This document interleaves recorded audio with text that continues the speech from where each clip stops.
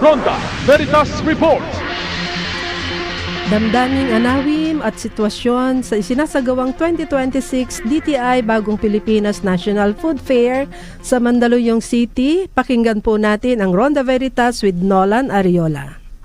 Maraming salamat mga kapanalig. Isinagawa ang 2026 DTI Bagong Pilipinas National Food Fair mula April 8 to 12, 2026 sa isang shopping mall sa Mandaluyong City. Layunin ng naturang fair na ipakita ang pinakamahusay na pagkain mula sa iba't ibang rehiyon sa Luzon, Visayas at Mindanao. Kasabay ng pagsuporta sa mga lokal na micro, small and medium enterprises o MSMEs.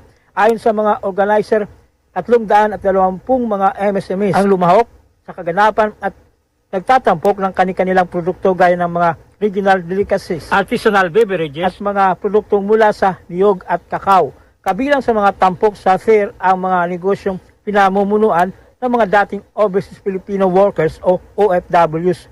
Gayon din ang mga produktong halal ready o sertipikadong angkop para sa mga Muslim na mamimili. Libre ang pagpasok sa naturang food fair na taunang isinasagawa ng Department of Trade and Industry sa pamamagitan ng Bureau of Domestic Trade Promotion. Nakakatulong po yung mga trade fair na masuportahan yung mga tulad namin SMEs na mga nagbibenta lang din ng mga tulad ng local products, ganyan, na mag-share sa amin.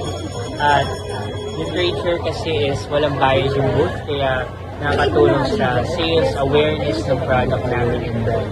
At para mas makilala pa at magkaroon ng madaming partners. Nakakatulong naman siya kasi mayroon tayong mga local community mushroom farmers na pinagkakuhaan ng mushroom natin. At at the same time, nakakapagbigay din siya ng mga jobs locally sa mga community natin. And ayun, malaking tulong din siya sa akin personally.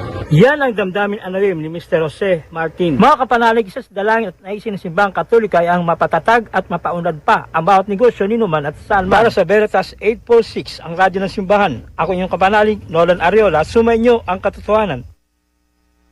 Ronda Veritas Report.